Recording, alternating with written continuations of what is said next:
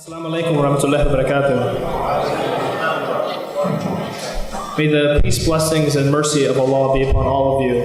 I just want to start off tonight by actually congratulating everyone who's here tonight for the intentioning of bettering their community. It's a beautiful Sunday evening, and you guys could be out doing several other things. I heard that. Saturday evening, you guys could be out, with family and friends in different places. I heard that there was a golf tournament going on, some pretty big names there if anyone's interested. The people are here tonight, focused on their community and focused on their deen. And I can tell you firsthand, when you focus on your deen and you focus on your community with pure intentions, there's a reward from Allah for all of you here. So I just want to congratulate all of you guys for being here. Now, it's my honor to be here today. My name is Musa Ali. I'm going to be your MC for tonight. And it's my honor to introduce you and welcome you to the inaugural speaker series held here at Sakinah Institute. And this, inshallah, it's going to be the first of many monthly series coming forward within the next few months. And I just want to let you know a little bit about the setup of what's going to happen throughout this event. So there's going to be a lecture from Imam Zaid Shakir, who is one of my heroes, and you'll hear more about him later. But there's going to be a question and answer session. And so if you guys notice on your chairs, there's little note cards with pencils. So you can either write your questions on the note cards, and someone will come and collect them, or there's going to be a number that I'm going to give you guys later, and you can just text your questions to that number, and then we'll have a Q&A session later. But first, as tradition, we're going to start with the recitation from the Holy Quran, and I'd like to invite our brother Yusuf to recite from the Quran.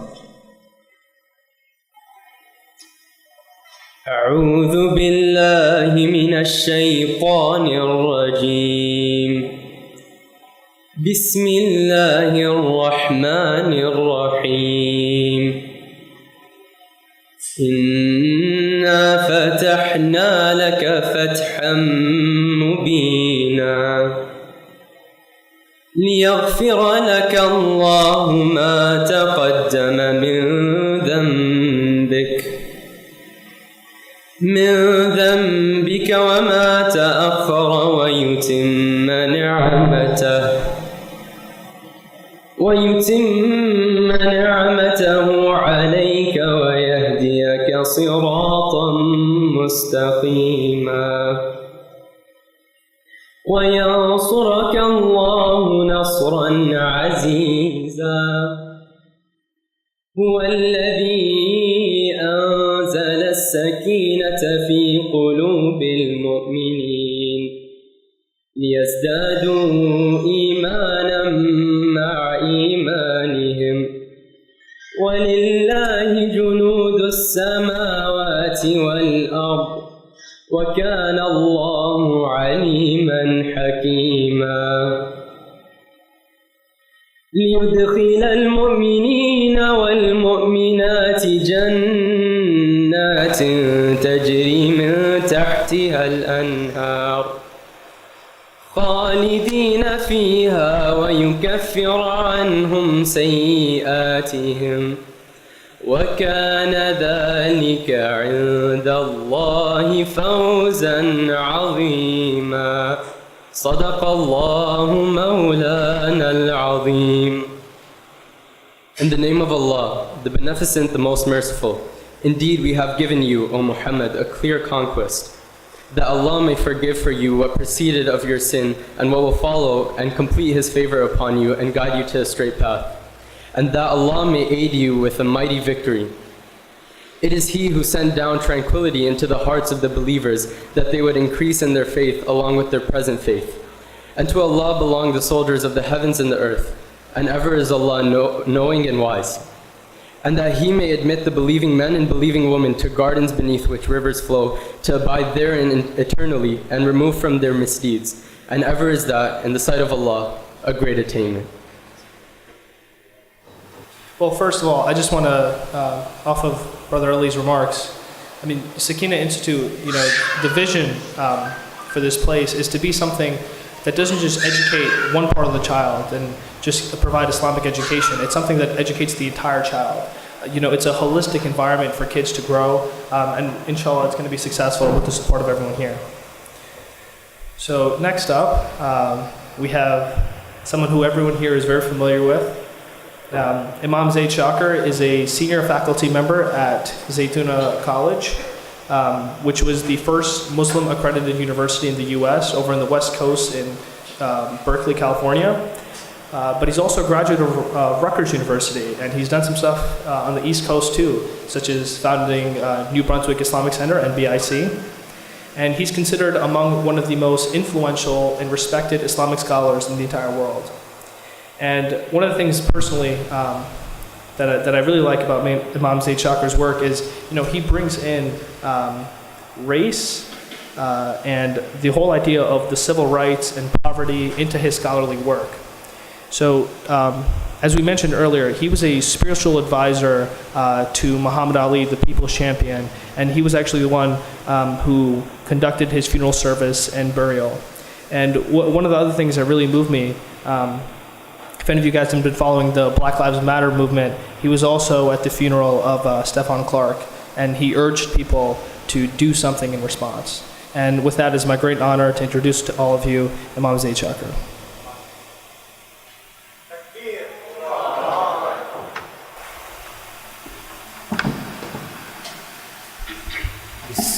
بسم الله الرحمن الرحيم الحمد لله رب العالمين والصلاة والسلام على سيد المرسلين سيدنا محمد وعلى آله وصحبه وسلم تسليما كثيرا ربنا لك الحمد كما ينبغي لجلال وجهك ولعظيم سلطانك سبحانك لا نحصي ثناء عليك أنت كما أثنيت على نفسك السلام عليكم ورحمة الله وبركاته. Alhamdulillah, Eid Mubarak, relatedly to anyone that I haven't expressed Eid Mubarak to. There's a lot of you, there's one of me. Someone's bound to fall through the cracks. Eid Mubarak, Kull Aam wa antum bi khair. We pray that Allah subhanahu wa ta'ala is blessing everyone, blessing your families, that Allah blesses this initiative. Alhamdulillah, it's great to be here in the Fusion Hall. I was in Paramus a long time ago, visiting a house of a dear beloved friend. So this is kind of back to the Fusion. I couldn't resist.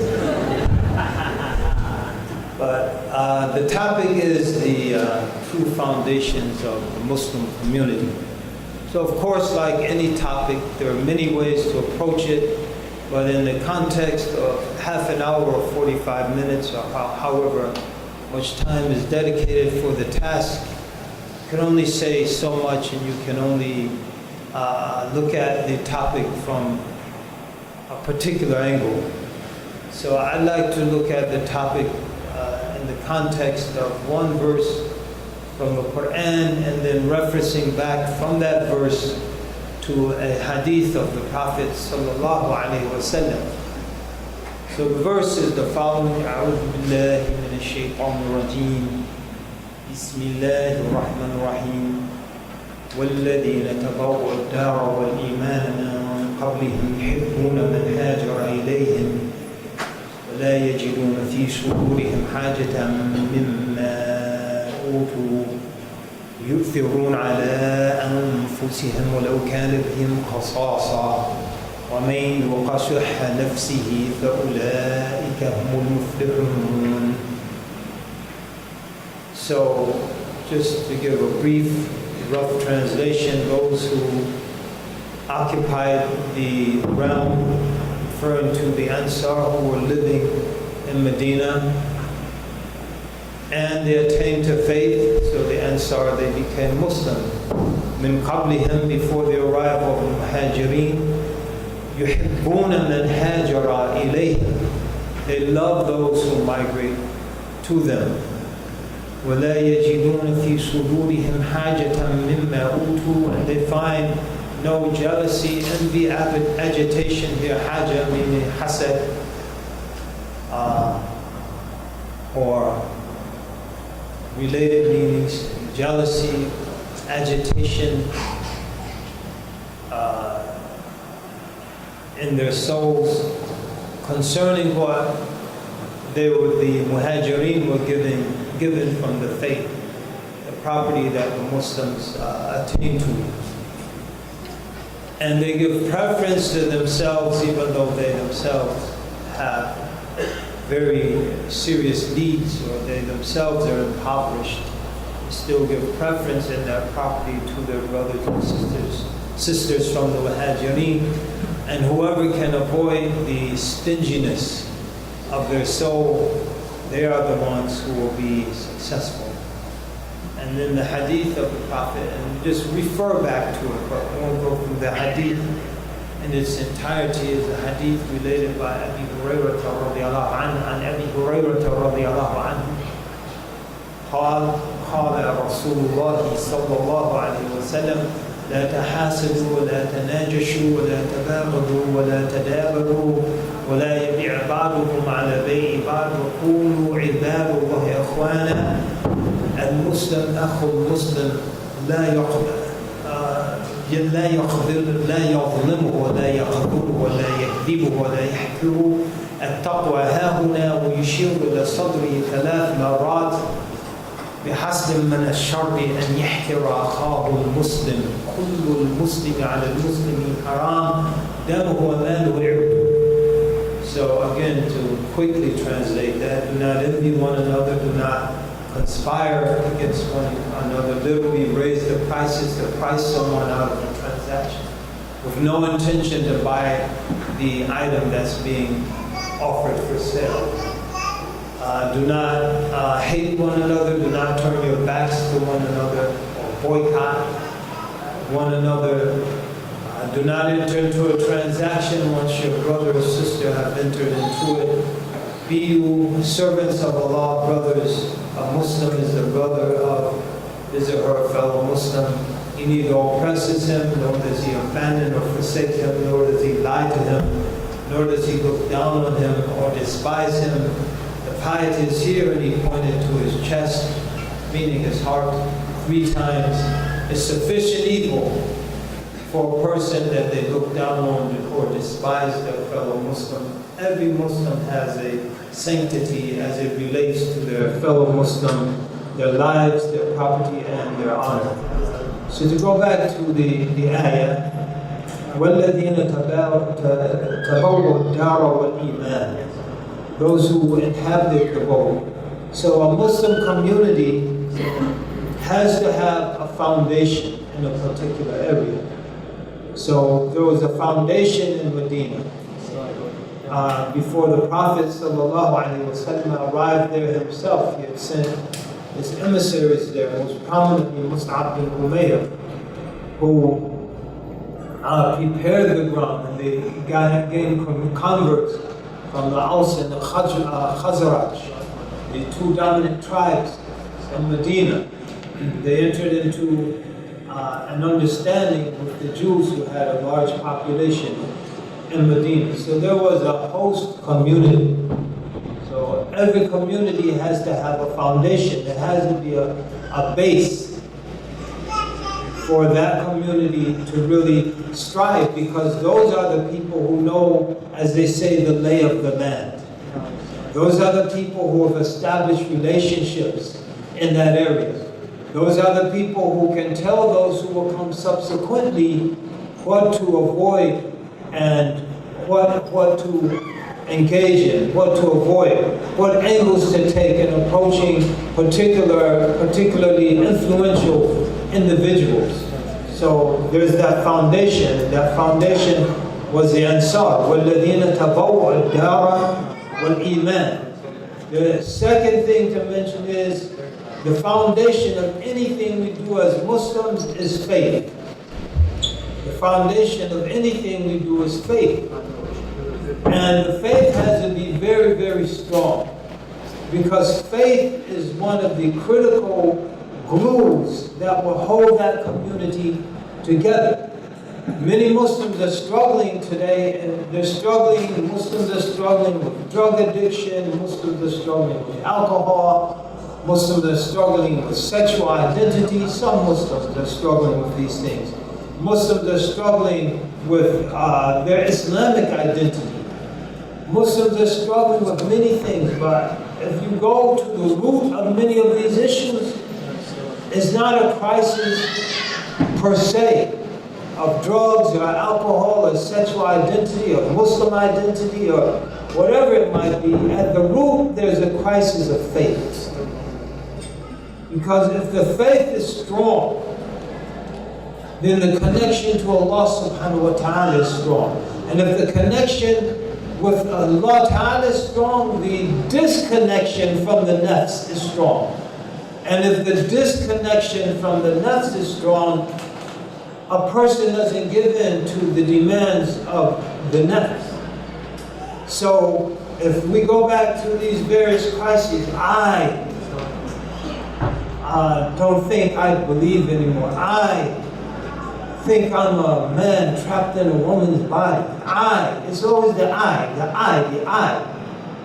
A Muslim is Allah, Allah, Allah.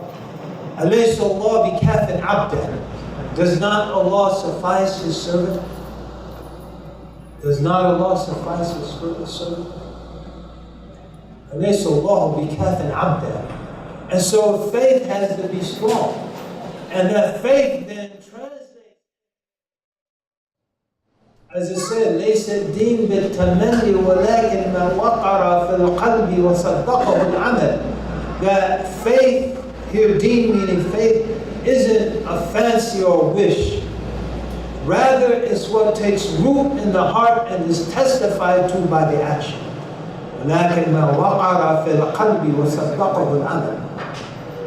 And so the faith was a critical ingredient for that first community.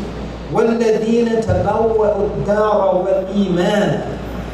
Those who inhabited the abode and they attained to Iman, to faith. So that's the foundation. When Allah talks about pure righteousness, a comprehensive word that gathers in its meaning all of the manifestations of good. ليس البر أن تولوا وجوهكم قبل المشرق والمغرب. It's not righteousness to turn your faces in the direction of the east and west in prayer. ولكن البر من آمن بالله.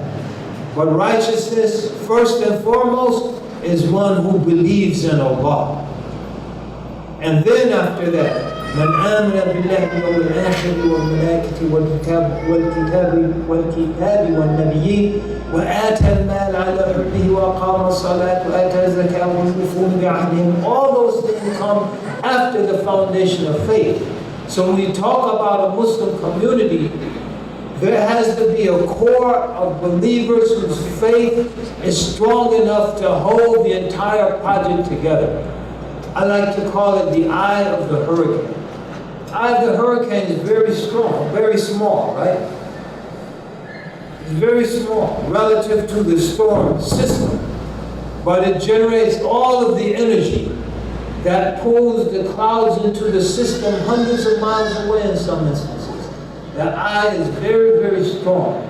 So in a community, and in establishing a community, there has to be a group of believers of strong, unbreakable faith that hold that community together. Just as the eye of the storm holds that storm system together. And it's nurtured. So the hurricane, as long as it's over warm water, it feeds up into the eye and it strengthens the eye. As soon as it gets over land, it breaks up. And so as long as one's heart, which is the eye of one's individual personal hurricane, is being nurtured by the water of faith, which emanates from a strong connection with Allah subhanahu wa ta'ala, that individual and then those individuals will come together and generate the spiritual energy to hold the community together. But if they become obsessed with the dunya and their connection with Allah is weaker, so the obsession with the dunya is like the eye of the storm moving over land, right? The dunya. Then it breaks up. Then the community breaks up. So There has to be a foundation of faith. وَالَّذِينَ تَبَوَّا الدَّارَ وَالْإِيمَانَ يُحِبُّونَ مَنْ هَاجَرَ إِلَيْهِمْ. There has to be love. You can't have a group of human beings coming together to do anything in collective manner without love. But the family, there has to be love between the husband and the wife. When Allah Ta'ala talks about the marriage relationship, what does He say? وَمِنْ آيَاتِهِ أَنْ خَلَقَ لَكُم مِّنْ أَنفُسِكُمْ أَزْوَاجًا لِتَسْكُنُوا إِلَيْهَا وَجَعَلَ بَيْنَكُم مَّوَدَّةً وَرَحْمَةً إِنَّ فِي ذَلِكَ لَآيَاتٍ لِقَوْمٍ يَتَفَكَّرُونَ. That from His signs He's made for you, for yourselves, spouses, to live together with them in peace and tranquility, and He's made between you love and mercy. Surely in this are signs for people who reflect. يُحِبُّونَ مَنْ هَاجَرَ إِلَيْهِمْ. They love those who have migrated to them. So the man and wife, that unit is held together by love, amongst other things, and mercy. The community is held together by love. مَثَلُ الْمُؤْمِنِينَ فِي تَوَدِّهِمْ وَتَرَحُمِهِمْ وَتَعَطُفِهِمْ مَثَلُ الْجَسَدِ. The likeness of the believers and their mutual love for each other, and their mutual mercy to each other, and their mutual affection for each other is like an individual body, a single body. إذا اشتكى منه عضو تداعى سائر الجسد بالسحر والحمى. If one part of the body complains of some injury, the entire body responds with fever and sleeplessness. So, love is a critical foundation of a community. The people who are endeavoring to establish that community on top of their faith, they have to have love for each other. They have to have love for the believers. They have to have love for Allah subhanahu wa ta'ala. وَالَّذِينَ آمَنُوا أَشَّدُّ حُبًّا لِلَّهِ. Those who believe are more intense in their love for Allah. They have to have love for the Messenger of Allah sallallahu alayhi wa sallam. لَا يُؤْمِنُ أَحَدُكُمْ حَتَّى أَكُونَ أَحَبَّ إِلَيْهِ مِنْ وَالِدِهِ وَوَلَدِهِ وَالنَّاسِ أَجْمَعِينَ. No one of you truly believes until I am more beloved to them than their parents, than their children, and all of humanity. Literally it says than their father, their son, and all of humanity. That's representative of the larger units which I mentioned initially. So love has to be present. If love is not present, you're not going to have a viable community. Because that love attracts people. That love attracts people. And then he says, Azza wa Jal, وَلَا يَجِدُونَ فِي صُدُورِهِمْ حَاجَةً مِمَّا أُوتُوا. Or before that, to go back to the hadith, what's the opposite of love? Hatred. And so the Prophet ﷺ, when he gives us specific instructions as to how to construct the brotherhood and sisterhood that will be the basis for this community, what does he say? لَا تَحَاسَدُوا. Don't envy each other. وَلَا تَنَاجَشُوا. Don't conspire against each other. وَلَا تَبَاغَضُوا. Don't hate one another. And so if the Prophet is telling us not to hate one another, وَلَا تَبَاغَضُوا, the opposing implication is we must love one another, which the ayah mentions. وَيُحِبُّونَ مَنْ هَاجَرَ إِلَيْهِمْ وَلَا يَجِدُونَ فِي صُدُورِهِمْ حَاجَةً مِمَّا أُوتُوا. And they find no jealousy, no envy, no rancor, no ghil, and in their heart concerning what the others were given. Jealousy is one of the leading destroyers of communities. So much so that the Prophet ﷺ, and so the ayah, the first thing in the hadith rather that's mentioned, that tahasadu, don't envy one another. وَلَا يَجِدُونَ فِي صُدُورِهِمْ حَاجَةً مِمَّا أُوتُوا. حَسَدًا, jealousy, envy. That's break up the community. So why he's the leader? Why is she getting all the credit? Why I should get the credit? I'm doing all the work in reality. Why is he that I'm more knowledgeable than he is? Why did they choose him as the imam? Jealousy will break up communities. You see it happening all the time. So if we're serious about a communal effort, we have to get jealousy out of our hearts. And how do we do that? We fill our hearts with the love of Allah subhanahu wa ta'ala. Because when the love of Allah dwells within the heart, there's no room for jealousy. There's no room for pettiness. There's no room for hatred. There's no room for ghillah, for rancor. Because our heart is filled with the light of Allah subhanahu wa ta'ala. And we forget who we are, we forget our relationship with Allah subhanahu wa ta'ala. We forget that we should be striving to literally become enlightened human beings. Not in the sense of some European movement that led people eventually away from Allah ta'ala. Not that kind of enlightenment.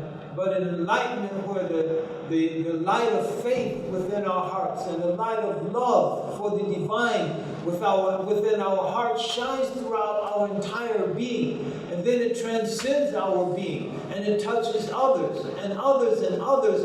And then they become a bright, shining light on a hill, as they say. They become an exemplary community because of that light, which ultimately is a reflection of the light of Allah subhanahu wa ta'ala. Nur Nurullah, Allah Nur as-samawati wal-ard. Wal-khalqu khalqullah. The creation is the creation of Allah. Jealousy we think is ours, so we should have it to the exclusion of someone else. We forget it's all Allah's. أَلَا لَهُ الْخَلْقُ وَالْأَمْرُ تَبَارَكَ اللَّهُ رَبُّ الْعَالَمِينَ. Unto Allah, unto Him is the creation and the divine commandment. Blessed is Allah, the Lord of all the worlds. Well, Ardullah, this is Allah's earth. We think it's our earth. We carve out our turf. Someone comes and they're encroaching on our turf. This is my territory. This isn't your territory. This is Allah's territory. أَلَمْ تَكُنْ أَرْضُ اللَّهِ وَاسِعَةً فَتُحَاجُوا فِيهَا. It's not the earth of Allah spacious. This is Allah's earth. أَلَمْ تَكُنْ أَرْضُ اللَّهِ وَاسِعَةً. وَالْأَرْض أَرْضُ اللَّهِ وَالْمَسَاجِدْ مَسَاجِدُ اللَّهِ. The masjids are Allah's masajid. That's the heart of the communal life, the masjid. But it's not ours. It's Allah subhanahu wa ta'ala. وَأَنَّ الْمَسَاجِدَ لِلَّهِ فَلَا تَدْعُوا مَعَ اللَّهِ أَحَدًا. The wealth is Allah's wealth. We're not going to have viable communities if we don't spend. We'll come back to the original verse to emphasize that point. If we don't sacrifice our wealth. Someone sacrificed to purchase this building. And looking at the size of the building and the location and the zip code, they sacrificed a whole lot. But it doesn't work without sacrifice. It doesn't work without sacrificing wealth. But the wealth isn't ours. Sometimes we're hesitant to give it up because we think it's ours. Well, مَالُ اللَّهِ. It's Allah's wealth. وَآتُوهُمْ مِنْ مَالِ اللَّهِ الَّذِي آتَاكُمْ. Give them from the wealth of Allah He's given you. يَقُلْ ابْنُ آدَمَ مَالِي مَالِي. This child of Adam says, my wealth, my wealth. Well, you could translate that. يَقُلْ ابْنُ آدَمَ مَالِي مَالِي. The child of Adam, who's enlightened, says, my wealth, mali, is not in reality my wealth. Ma laysa li, mali. Wa ma laka min al-mal ya ibn Adam. What wealth do you really have, ya ibn O child of Adam? Illa ma akalta fa'aflayt. Except that which you eat and then you expel. Aw labista fa'aflayt. Or you wear it and then it becomes rags and you throw it in the scrap. أو تصدقت به فأبقيت. Or you spend it in charity and you give perpetuity to it. That's the only wealth we have, what we spend in charity. What we spend fi sabilillah, that earns a lasting reward.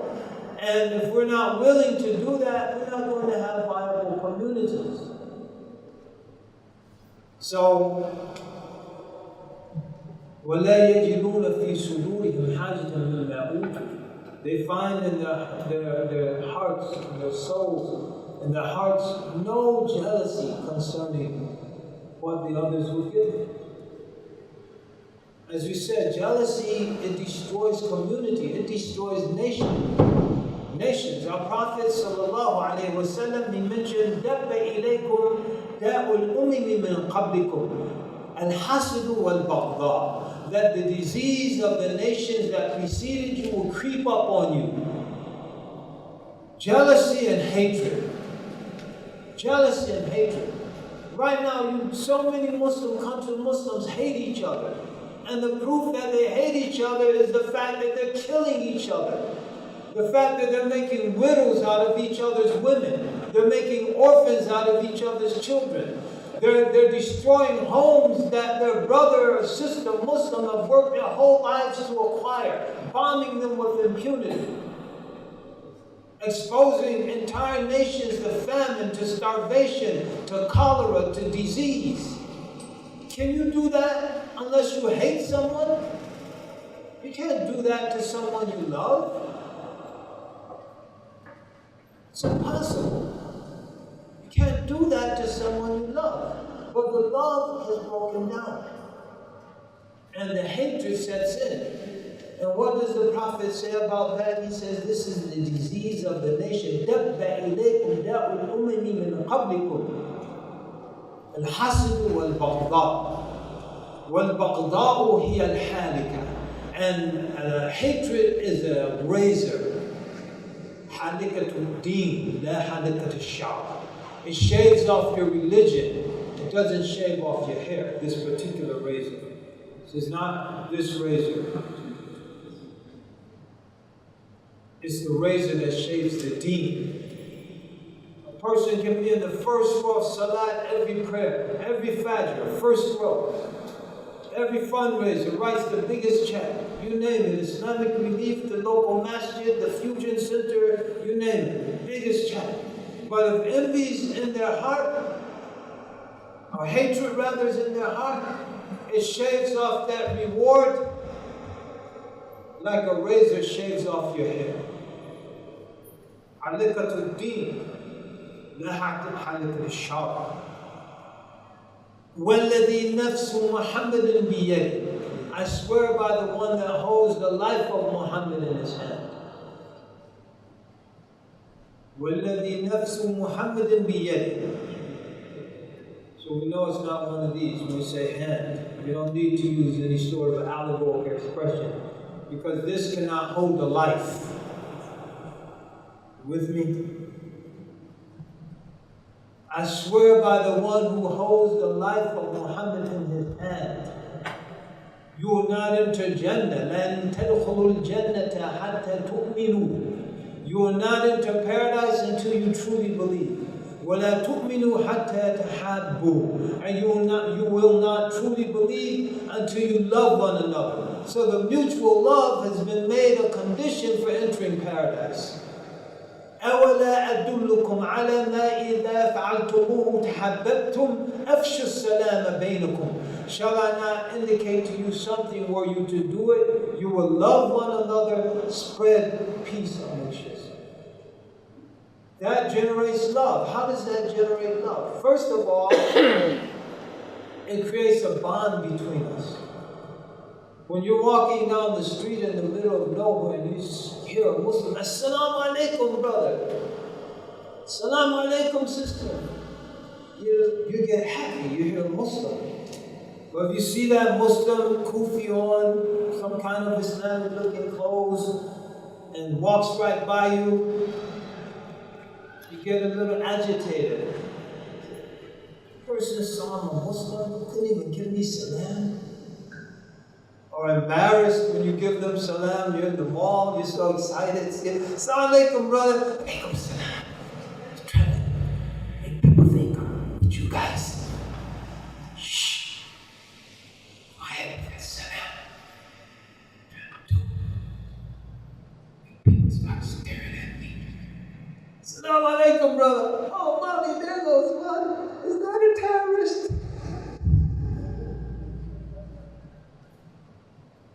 Afshu salama bainakum.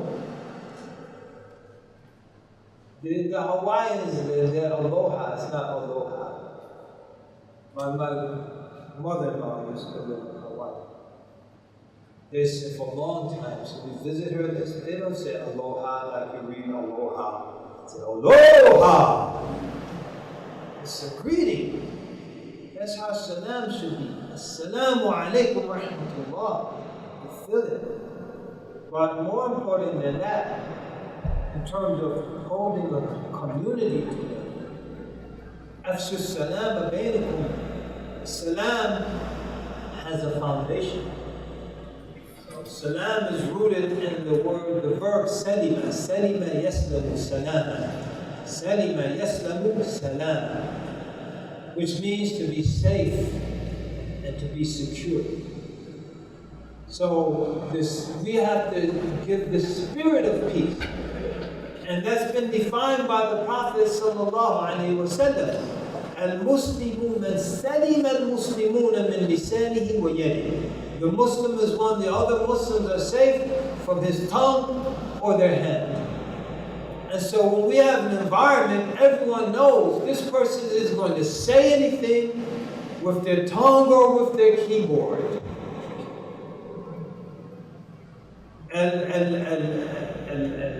اللسان والقلم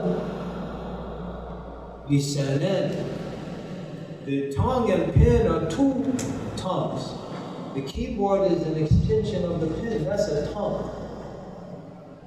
And so no one's going to say anything or do anything to me to lessen me, to make me insecure, to render me defective whatsoever.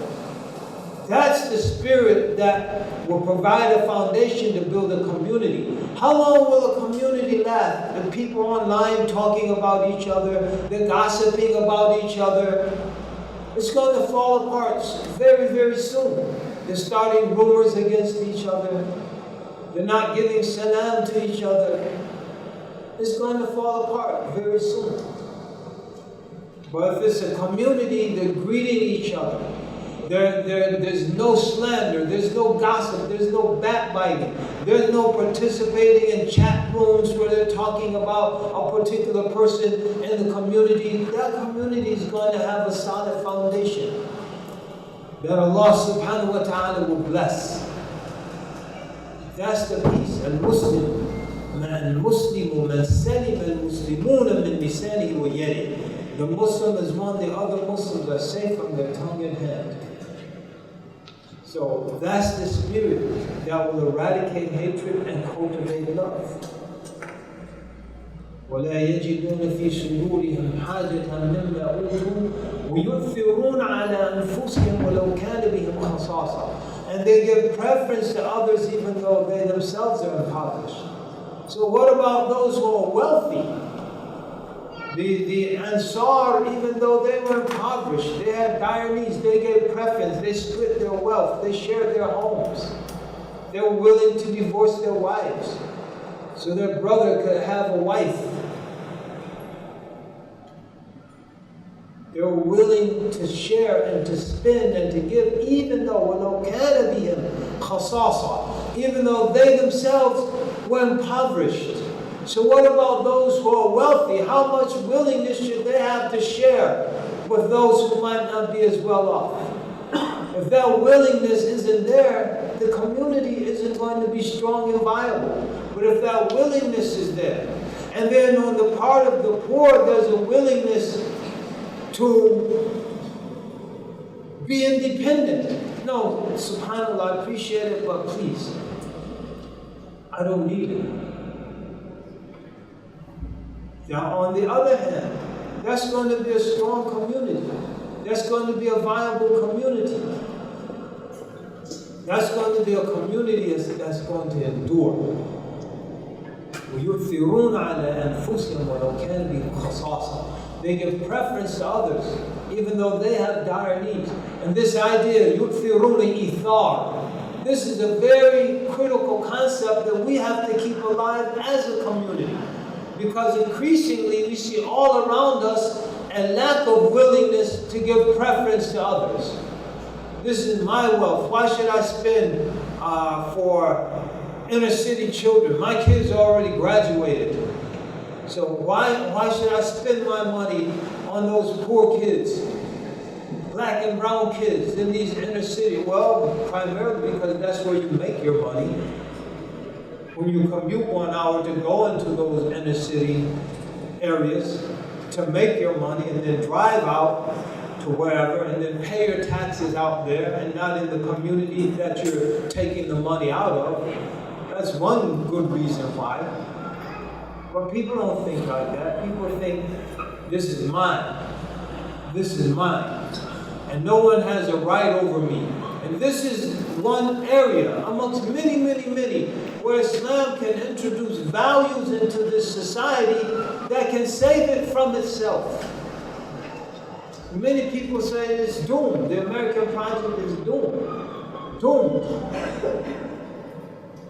And Trump isn't a sign of it being doomed. The people who voted for Trump by the millions are a sign of it being doomed. Those who voted for racism, some voted for legitimate reasons, shouldn't overgeneralize. But a lot of people, the incivility, the vulgarity, because that's a reflection of who they are. He's just like us. He's just like us. I would say no. People shouldn't be like that. People shouldn't think only of themselves. People shouldn't engage in civil, vulgar behavior. We believe in adab. We believe in etiquettes and everything that we do. Etiquettes of salah, etiquettes of our speech, etiquettes of everything that we do. We believe in husn al-khuluq. أكثر ما يدخل الناس الجنة تقوى الله وحسن الخلق. Two things enter people in the paradise more than any other things. Mindfulness of Allah and good character. We work to cultivate good character because this is one of the primary missions of our Prophet sallallahu alaihi wasallam. إنما بعثت لأتمم مكارم الأخلاق. I've only been sent to perfect good character. Sallallahu alaihi wasallam. So we should be the people emphasizing the importance of maintaining good character, the importance of maintaining civility in our public discourse. We have a science as Muslims, the etiquettes of research and debate. There's an etiquette of how we discuss issues in public that we possess as Muslims. And we have to be about the business of sharing that with people who are losing it. And if we're about that business, we won't have time for the nonsense that erodes our communities like termites eroding a wooden structure. We just won't have the time and energy for it.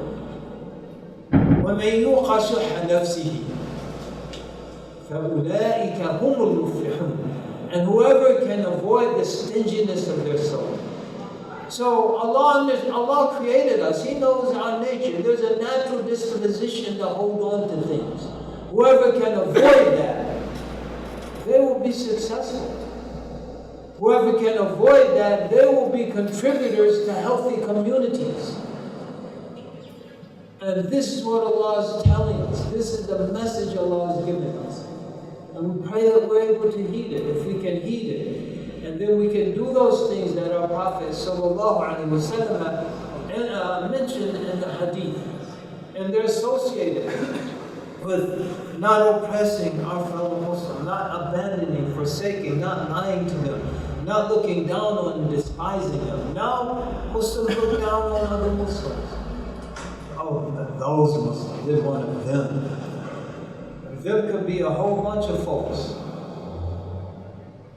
And this, what does the Prophet ﷺ repeat in this hadith?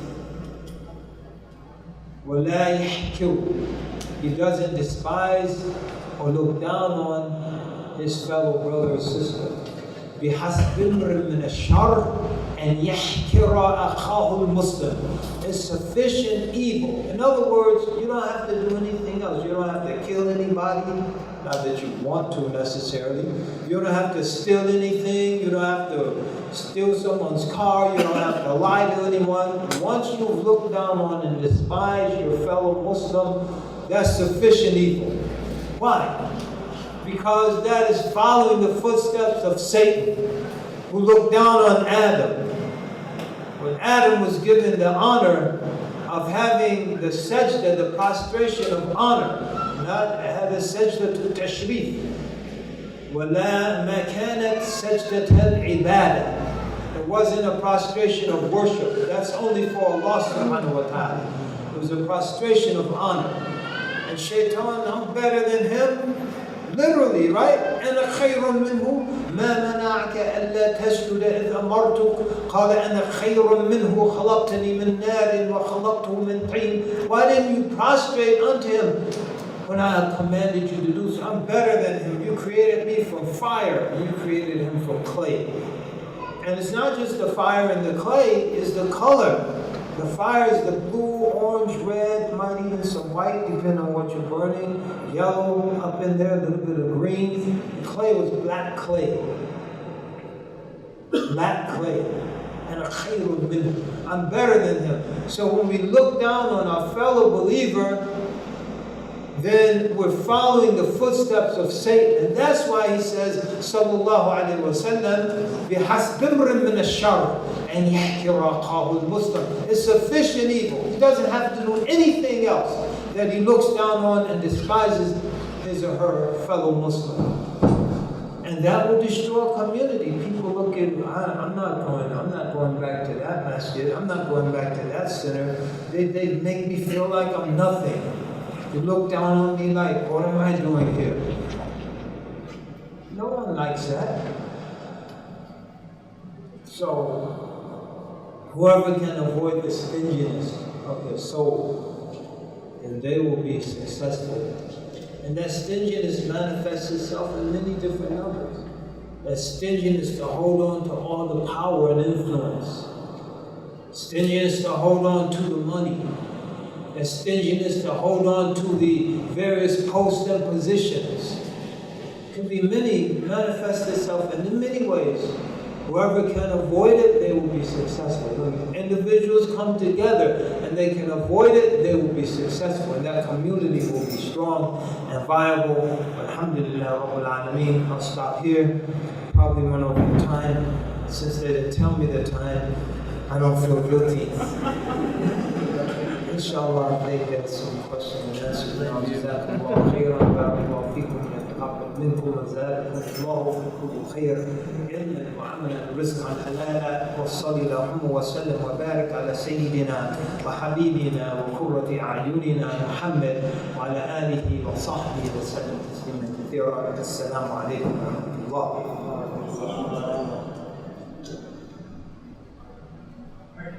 Allahu Akbar. First, I just want to say, may Allah make us among those who are the eye of the hurricane, the foundation of the community.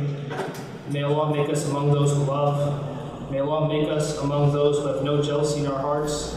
May Allah make us among those who have no hatred in our hearts. And may Allah grant Imam Zaid a long and healthy life. So, I just wanted to make a few quick announcements. If you have any questions, we've gotten a few questions through the text messaging so far. If you have any questions on paper, there's going to be volunteers who are going to come around and collect those questions from you. If you could just pass them down to the end of the aisle, and someone will come to collect those. We want to acknowledge the Fusion Board, who has allowed us to use this facility and been very supportive. It's the Sakinah Institute. We want to thank our vendors, the great dinner we had earlier from Porto Peri Peri and Sugar Munch. and I thank our volunteers, the sisters and the Youth Club of Paramus, and thank all those who have donated to bring this event together. With that being said, there are some goals that we are also trying to reach as an institute. We want to have the weekly classes, and inshallah, one day we also want to have a scholar in residence. Inshallah, we can have someone like Imam Zaid be our scholar in residence and hear from him all the time. But that comes from the community. That comes from you guys helping us to get to that goal. And so, if you can, on your way out, if everyone here just donated $5 to $10, $20, that's how a community really grows. That's how a community is stronger, and that's how we can make sure that this institute stays for a long time for our children, for our children's children, inshallah. And next up, before we go to the Q&A session, Brother Yusuf is actually going to recite a few verses from the Qasida Sharif. مولاي صل وسلم دائما أبدا على حبيبك خير الخلق كلهم ना कोई आप जैसा था ना कोई आप जैसा है कोई यूसुफ से पूछे मुस्तफा का हुस्न कैसा है ज़मीं और आसमां में कोई भी मिसाल ना मिली मौलाय सल्ली वसल्लिम दाइमन अबदन अला हबीबिका खैरिल खल्क़ि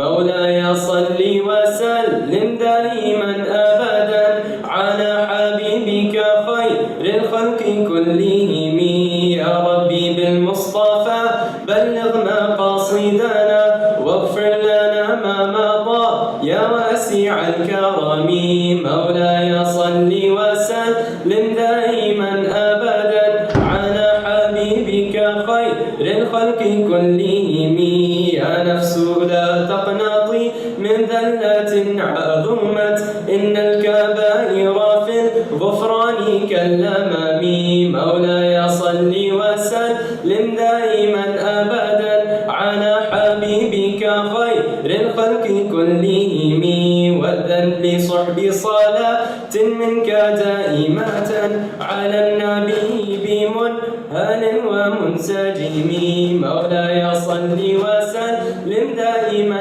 أبدا على حبيبك خير الخلق كلهم والآل والصحب ثم التابعين لهم أهل التقى والنقى والحلم والكرم مولاي صل وسلم دائما أبدا على حبيبك خير الخلق كلهم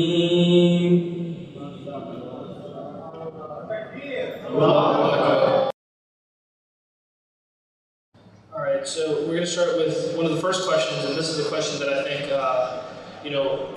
alhamdulillah, it's a very diverse audience tonight, and that's something that, I come from Jersey City, and we have a very similar, sort of community, but with a very diverse sort of community, one of the things that comes up is, we have different needs sometimes. And so the first question is, how do you explain the difference of opinion to our children? Celebrating Eid on different days, the whole idea of the sighting of the moon, that sort of thing. First of all, you explain by explaining that there's no universally recognized Islamic authority in this country, be that the government, be that the Council of Scholars, and such a universally recognized body is necessary for the body. Secondly, you tell them that it's a blessing because it's not a Muslim country, therefore Eid is not an official holiday. So if you can't get off work on Tuesday, you can go to the Eid on Wednesday at another place. So embrace the blessing of Allah. Embrace the two Eids. Alhamdulillah. Very serious. So the third question we have, as we're building our communities, we are also building our homes. What is one piece of advice you have for families with young children in 2018? Fear your home with the remembrance of Allah. Azza wa Jal, fear your home with the Quran. Fear your home with love, so that the children grow up in an environment qualified by love, by worship, by dhikr, by Quran, and then realize what is success. And don't as a parent, don't engage in shirk for the sake of your children. In other words, what I mean by that, don't assume that your desire is more powerful than the decree of Allah. If Allah's decreed your child will be guided, they'll be guided. If Allah decreed they won't be guided, they won't be guided. None of us are better than Nuh alayhi salam, but Nuh's child rebelled. Nuh alayhi salam was ulul azm. Despite that, his child rebelled. Are we better than Nuh? So when we are crestfallen and depressed and just going to unnecessary lengths to appease a child that might go astray, then in a way we're relying on our actions, and as opposed to relying on Allah subhanahu wa ta'ala, trusting in Allah's decree, trusting that the child has a good foundation, they drift away, they'll come up with foundation. The first aphorism of Ibn A'la, his hikam, his aphorism, من علامات الاعتماد على العمل نقصان الرجاء عند وجود الذنب. An indication that a person is relying on their actions as opposed to relying on Allah is the loss of hope when they experience a setback. And so we have to focus on Allah subhanahu wa ta'ala. We take every means, we do everything in our power to ensure that our children stay on the right path and that they grow up strong believers. But at the end of the day, they have to understand it's Allah's decree and not our actions and our desires and our hope that will guide their child. All right, so the next question is, how do we assist those in the community who are going through a religious crisis? And how do we bring in those who are marginalized? First of all, we have to understand that we ourselves have to be strong. As the Arabs say, فَقِدُ شَيْءٍ لَا يُعْطِيهِ. One who's lacking something themselves can't give it to others. So if someone's going through a religious crisis and our religion is weak, there's little surplus, excess that we have to share. So we have to strengthen ourselves so that we have that strength to be able to extend a lifeline to someone else, if you will. So we have to make sure that we're strong and pray for that person before we endeavor to help them. When you ask something, first and foremost, ask it from Allah. And when you seek help, first and foremost, seek it from Allah. So ask Allah and pray to Allah, and then do everything in our power to assist that person. But we have to understand the greatest help is not the help of our physical actions. The greatest help is the help of our spiritual actions. My teacher, Sheikh Mustafa Tuhmani, he would frequently say to us, رَجُلٌ وَاحِدٌ ذُو حَالٍ يُؤَثِّرُ عَلَى أَلْفِ رَجُلٍ. That one person who has a refined spiritual state can affect 1,000 people. وَأَلْفُ رَجُلٍ بِلَا حَالٍ لَا يُؤَثِّرُونَ عَلَى وَاحِدٍ. And 1,000 people with no refinement in their state can affect collectively a single person. And so we have to understand that ultimately the help that we extend is spiritual. And so we have to build up a reserve of spiritual energy to be able to extend that to someone else. and then the physical means those things will take care of themselves. And I think this is a great question. Just following up off of that, there's a brother who's asking, what advice do you give to someone who wants to study overseas for an extended period of time, 6+ years? What should he keep in mind in order to benefit his community back home and beyond? Purchase a bulletproof vest. Well, start with the resources you have locally, because you might find in those resources sufficiency. But if you're waiting, okay, I'm gonna start when I save up X amount of money, when I meet this or that condition, I'm gonna go overseas to study. You might never save that money. You might never meet those conditions. So if you're sincere, you'll start with whatever you have locally. You'll consult the local scholars. I mean, here in New Jersey, you have an amazing scholar. You have many, but comes to my mind, Dr. Hatem al-Hajj. I think in Edison is an incredible scholar that's sitting there doing nothing. Look up Sheikh Qatanani and many others. You have amazing resources. Take advantage of what you have, and then if Allah opens the gateways or the doors for you to go overseas somewhere, then you'll be that much further and that much more advanced. But if you're waiting for the ideal time or the ideal for things to calm down in Syria or things to stabilize in Yemen or Egypt to the dust of the post-revolutionary counter-revolution to settle, you might be waiting. So you have to just make your intention, start with what you have, and then see what Allah opens. But from a practical perspective, if you don't know Arabic, from my experience and talking to people, the best place to go is to Cairo. They have a lot of amazing language centers, Marcus Al-Fajr, Marcus Sigawahi, Marcus Diwan. They have a couple new places that I was recently told about, whose names I don't remember, but that's a good place to start. And maybe you get into Azhar.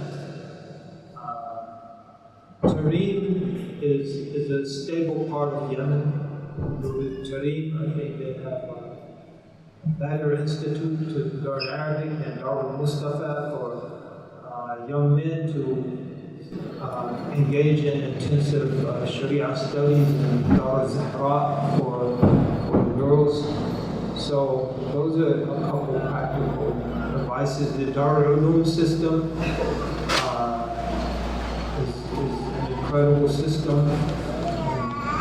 Karachi, outside, Taqi Osmani, Nadwatul Ulama is incredible, especially in terms of Arabic. Their Arabic is probably unrivaled in terms of South Asia. So they're the hills of Morocco. If you're a Maliki, go and spend 5 or 6, 7 years in the Atlas Mountains with the Berbers there. So if the will is there, there are places, but start with what you have. All right, now we have another question. It says, can you give an insight into Muhammad Ali's community building, and what lessons can we learn from the chap?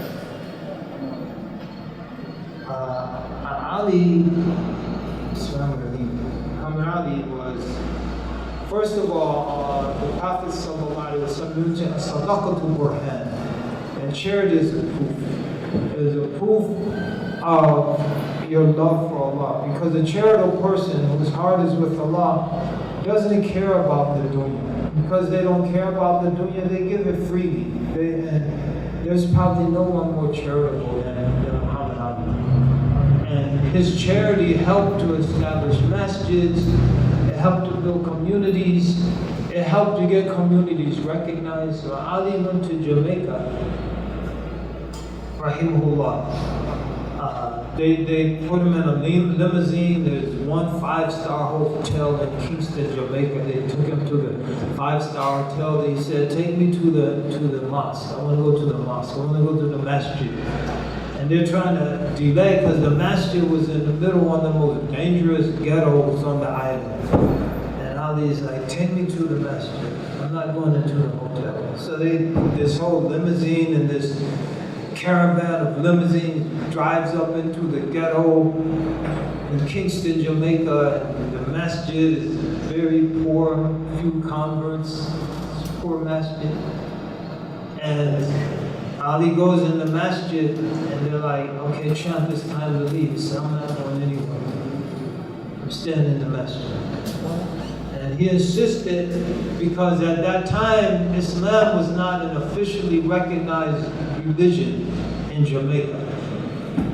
And Ali said, "I'm not going to leave the masjid until the government recognizes Islam as an official religion." And so they agreed, because, they didn't want to make an anti-calf in the middle of the hood.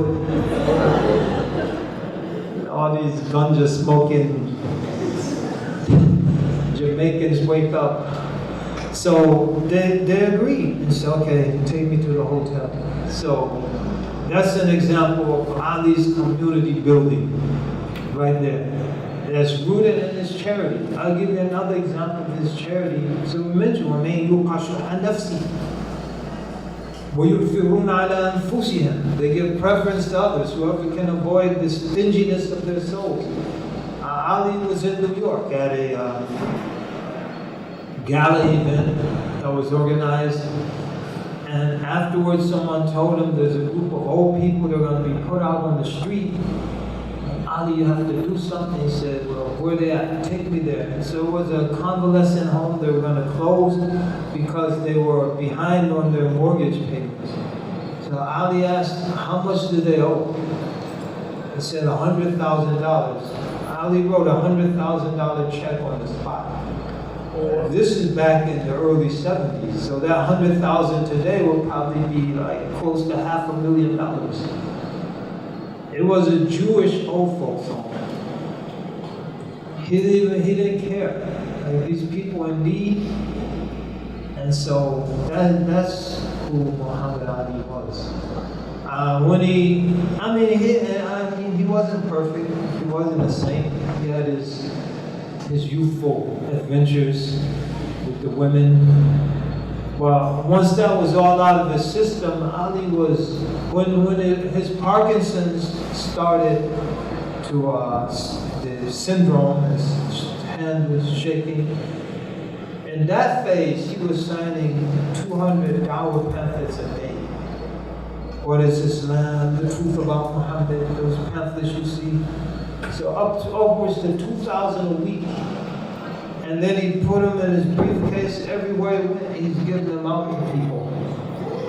As he said, if he signs an autograph, they'll keep it forever. If he just gave them a dawah pamphlet, they might read it, they might throw it away. If he autographed the dawah pamphlet, they'll keep it forever.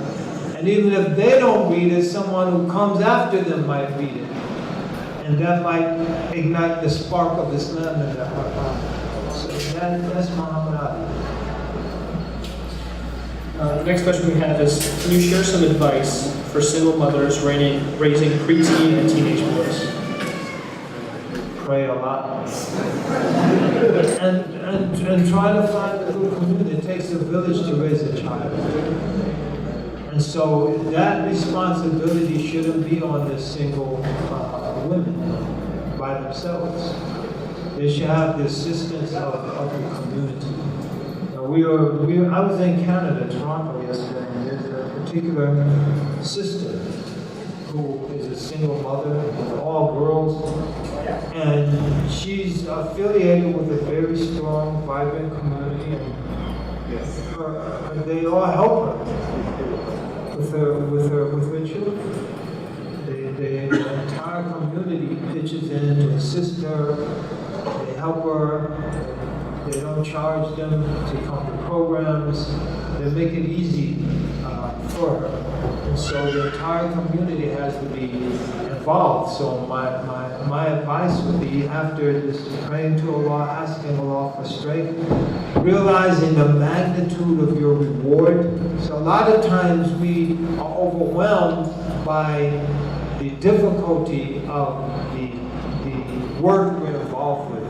But we forget the magnitude of the reward, and we forget there's a principle, al-ajru bi-qadr al-mashaqqa, that the reward we receive for a particular action is commensurate to the difficulty of the action.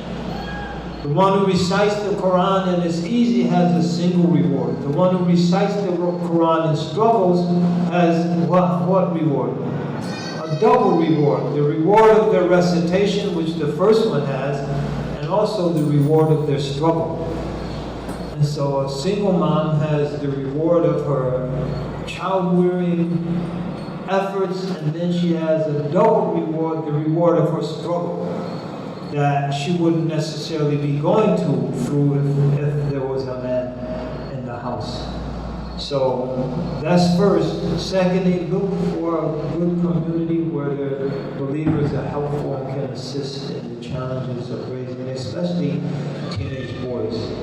And the boys themselves have a responsibility, or young men, I should say. Like sometimes we put it all on the parents, but the children have a responsibility. We just had the Hajj and the Eid and the sacrifice and all those lessons. So Ibrahim alayhi salam had a part to play, but Ismail or Ishaq, some scholars say Ishaq was sacrificed.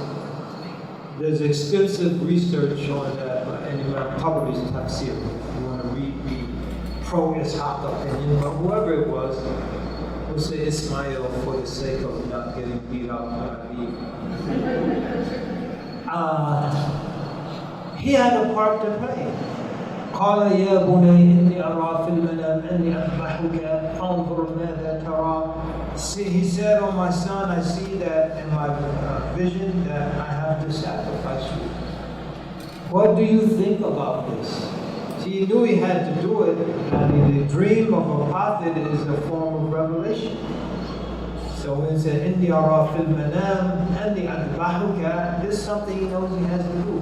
Despite that, he consults his child. He doesn't infantilize him, but he treats him as a young adult. What is your opinion?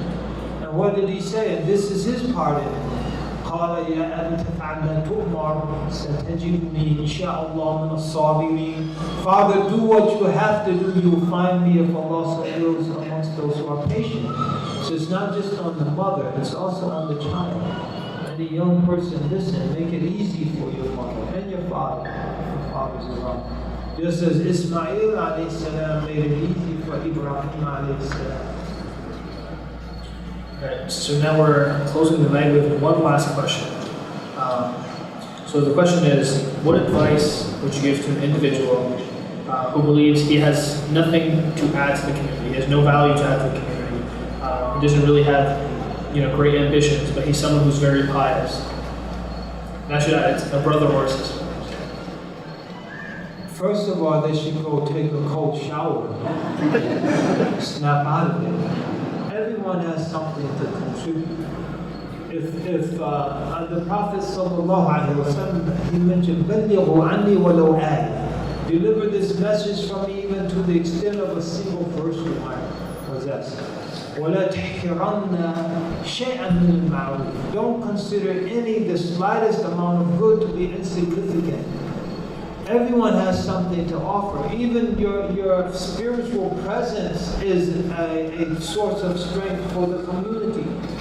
So you don't have to be manning the barricades and on the front line, but you just physically being there and spiritually being there adds strength, because at the end of the day, what we were saying is, it's not the physical, it's the spiritual.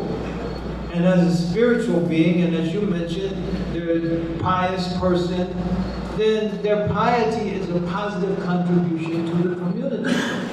So everyone has a part to play. وَالْمُؤْمِنُ لَا يُهِينُ نَفْسَهُ. A believer doesn't humiliate yourself. When a person says, I don't have anything to offer, that's humiliating yourself. Allah has given you nobility and honor. وَلَقَدْ كَرَّمْنَا بَنِي آدَمَ. We have ennobled the human being. وَلِلَّهِ الْعِزَّةُ وَلِرَسُولِهِ وَلِلْمُؤْمِنِينَ وَلَكِنَّ الْمُنَافِقِينَ لَا يَعْلَمُونَ. That Allah has honor, as does the Prophet, the Messenger, as do the believers. And so never look at yourself, I have nothing to offer. Look at yourself as being a noble, dignified, honorable Muslim whose spiritual reality is a positive contribution to whatever the group might be involved in. All right. So, thank you so much. So, it wouldn't be a gathering without some tea. So, before you guys head out, we have some tea and we have some, I believe, like small desserts. And the donation boxes are right next to that. It's been an honor to be here. I have to turn the program over to Brother Ali to close it up for the night. So, go ahead. Assalamu alaikum one more time. Can I say one other thing? Now, this whole idea of meaninglessness and not being significant, this is one of the byproducts of atheism. And it's one of the byproducts of this whole postmodern reality that's affecting our lives. And so you get into this nihilism, purposelessness. There's no telos to human existence. There's a purpose for our being. We're here to worship Allah subhanahu wa ta'ala. And when we engage in the worship of Allah, we're fulfilling the purpose of our creation. Therefore, we're undertaking the mission that we have as human beings, and that gives us meaning. And so what happens? When we start to remove religion from the society, what do we have now? A crisis of suicide. Because the removal of religion removes meaning and removes purpose. And so this whole idea is antithetical to the very core of Islam. Allah give us tawfiq. So, I know Brother Musa thanked a lot of people that put in effort to putting this together tonight. I just wanted to acknowledge Musab's volunteer for tonight's program. Just a quick bio for those of you who don't know him. Dual major in bio and economics at Rutgers, entering his senior year. Musa was elected onto his school board in Jersey City as the youngest elected official in Jersey City history, as well as the first Muslim ever elected into office in Jersey City on January 9, 2018. In this position, he also serves as the chair of both the Student Equity Committee and the newly formed Health, Wellness, and Nutrition Committee.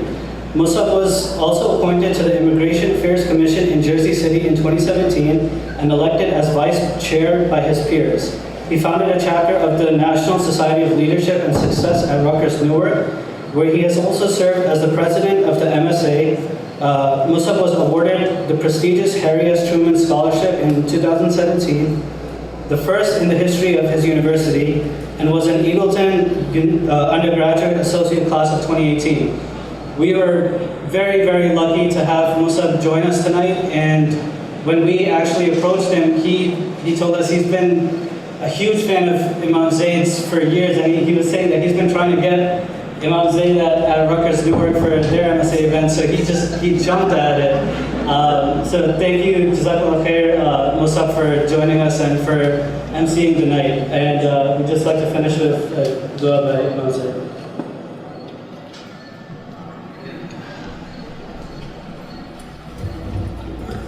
بسم الله رب العالمين والصلاة والسلام على سيد المرسلين سيدنا محمد وعلى آله وصحبه وسلم تسليما كثيرا.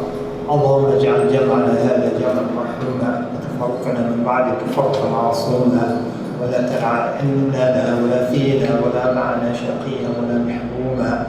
اللهم bless everyone who attended, reward them for their patience, reward them for their effort in being here tonight, convey them safely back to their homes and their families in good shape, enriched, nourished, and nurturing. May Allah Ta'ala bless everyone who contributed to make this program a reality. May Allah bless the Fusion Center, and may Allah bless the Sakinah. May it truly be a source of solace and tranquility for the lives of many people who will attend their programs and benefit from the services that they provide. May Allah bless Brother Mus'ab to be the mayor of Jersey City. Then we'll have Teaneck and Jersey City, and then the governor after that, president, why not? Third Muslim president after Ibrahim Lincoln and Hussein Obama. May Allah give us tawfiq, taysir in our affair. May Allah subhanahu wa ta'ala bless everyone. May Allah ta'ala protect our sisters, protect our children from the various forces afoot in the society, protect our brothers. May Allah bless us to be part and contributors to strong communities. May Allah bless us with strong faith, unshakable faith, and unquenchable thirst for knowledge, and for ever increasing our knowledge of the religion, growing nearer and nearer and nearer to Allah subhanahu wa ta'ala. وآخر دعوانا أن الحمد لله رب العالمين وصلى الله على سيدنا محمد وعلى آله وصحبه وسلم تسليما كثيرا. الفاتحة.